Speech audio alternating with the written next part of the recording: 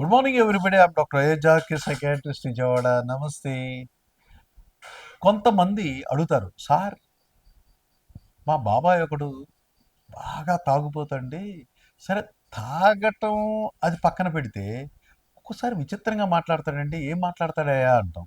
ఏం మాట్లాడతాడంటే, నా చర్మం కింద చీమలు పాకుతున్నాయి, ఒకసారి చూడు, నాకు ఇదిగో ఇదిగో ఇదిగో చీమలు పాకుతున్నాయి, కావాలంటే చర్మం వంచి చూపిస్తాను, ఇదిగో ఇది ఇక్కడ దాకా వెళ్ళిపోయినాయి, పై దాకా వెళ్ళిపోయినాయి.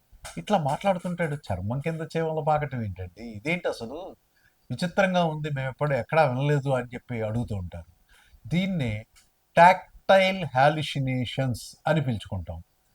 ఇది సైకోసిస్ వ్యాధిగ్రస్తుల్లో మనం చూస్తూ ఉంటాం. ఇందాక మనం కర్ణపిశాచి ఆడిటరీ హాలిసినేషన్స్ అన్నాం. అలాగే ఇది టాక్టైల్ హాలిసినేషన్స్ అంటే స్పర్శభ్రాంతులు అని చెప్పుకుంటాం. ఇవి ముఖ్యంగా ఆల్కహాలిక్ ఎడిక్ట్స్లో, మరి ఆల్కహాల్ ఆపేసి కొంతమంది డెలీరియం ట్రెమన్స్కి వెళ్తారు.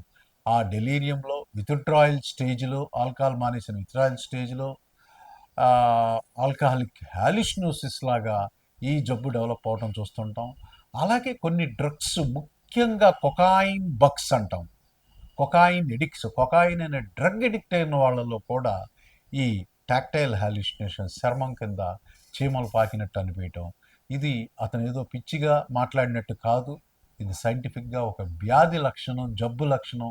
వీళ్ళని ఆ లక్షణాన్ని ట్రీట్ చేయాలంటే బేసిక్గా ఈ జబ్బు ఎందుకు కలుగుతుంది, ఆల్కహాల్ వల్ల, లేకపోతే కొకాయిన్ వల్ల, డ్రగ్స్ వల్ల, లేకపోతే సైకోసిస్ వల్ల అనేది అనలైజ్ చేసి ఆ జబ్బుని మనం ట్రీట్ చేయగలిగితే ఈ సమస్య నుండి అతన్ని బయటికి తీసుకురాగలం. మీ డాక్టర్ AJRK సైకాట్రిస్ట్ విజయవాడ. నమస్తే.